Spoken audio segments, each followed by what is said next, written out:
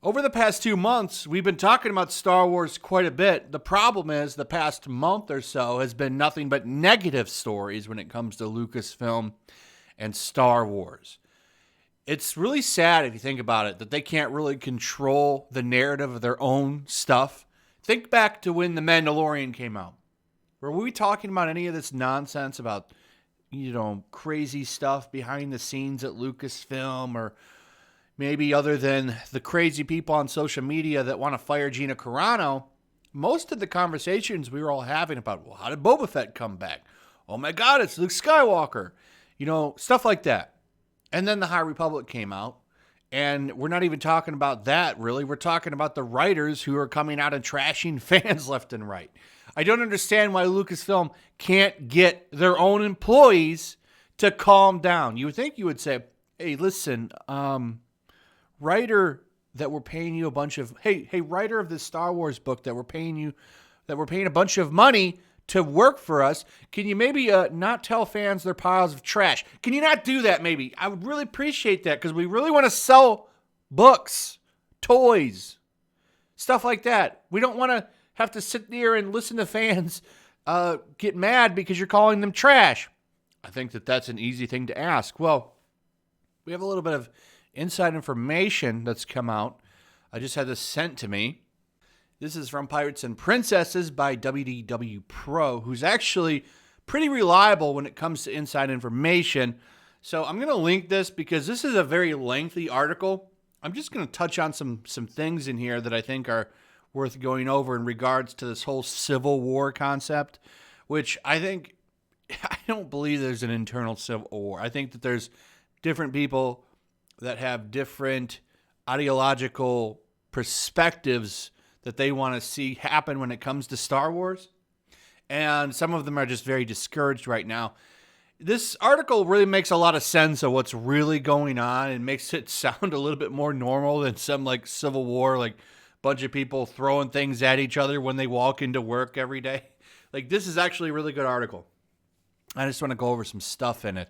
So I'll actually link it if you want to read the whole thing and check that out. But here's the deal. So there's really good stuff in here about how Lucasfilm went down the road that it's on right now, and why there's this split in the company, and what's really going on, and how we got here.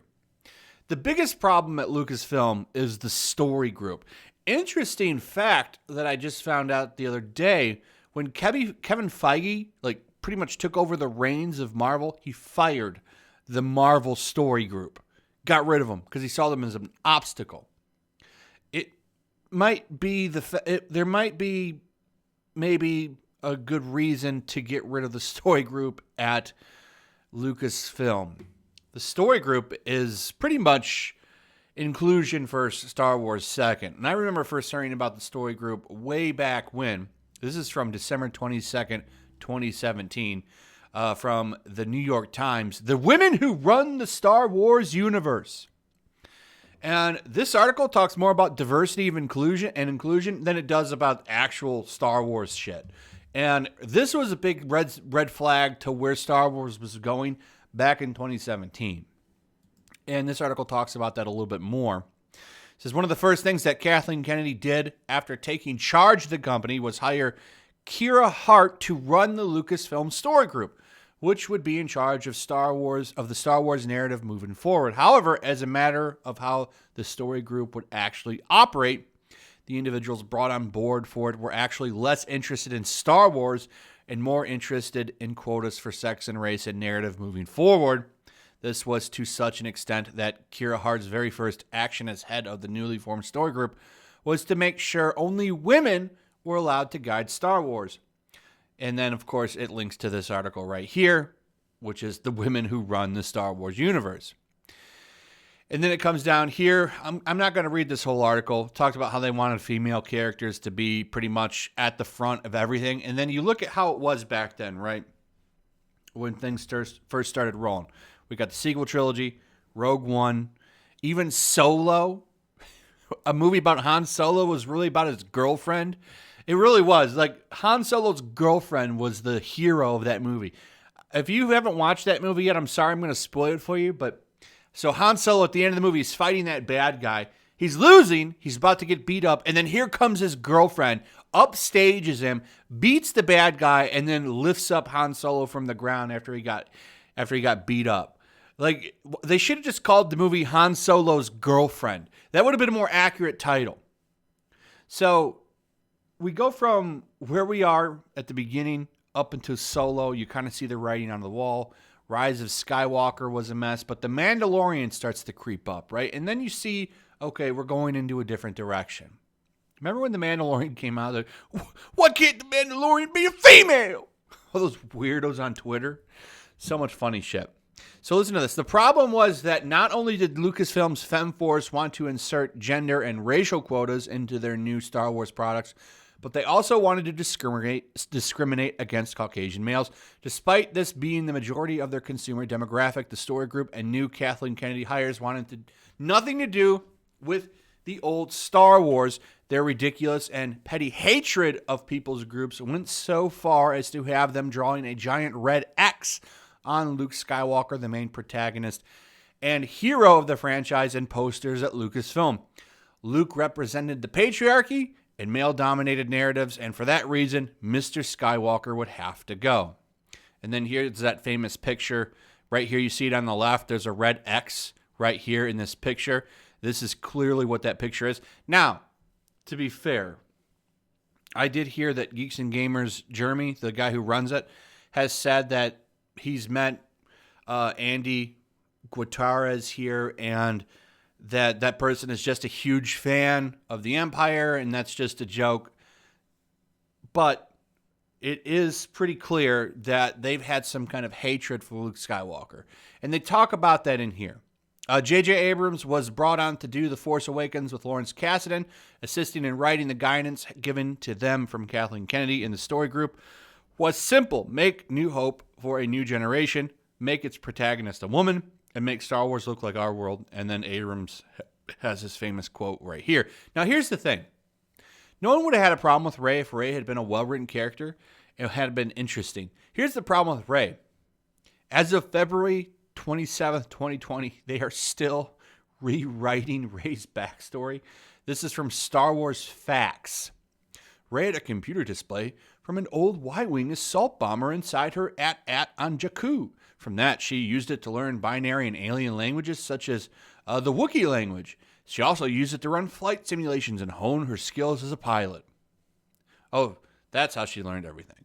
Like, she didn't go under any hero's journey. She was just perfect from the start. That's the problem with Rey.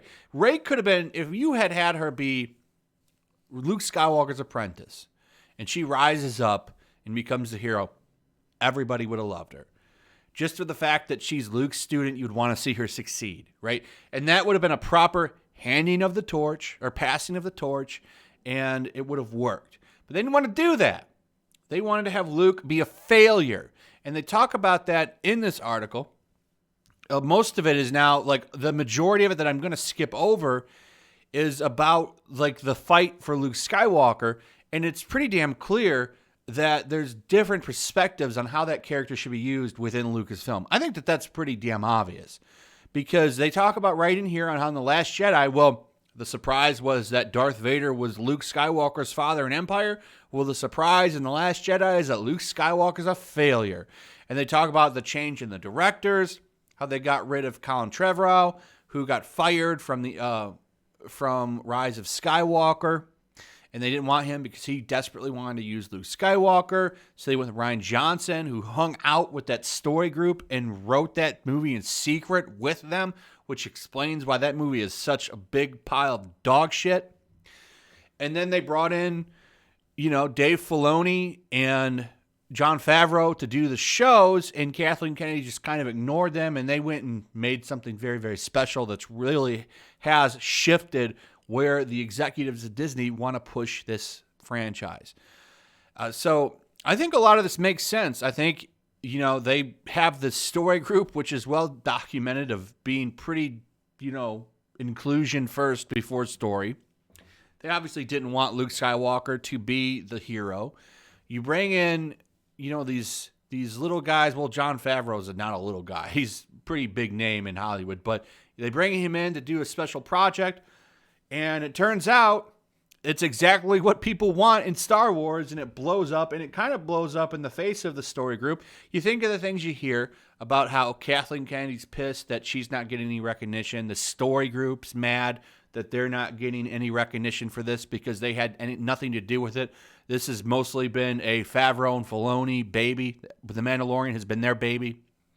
So when you think of the Civil War and you think about it from that, you've got groups mad that this has been successful and their stuff has been hated, right? Luke Skywalker being brought back to the forefront after they worked so hard to destroy him.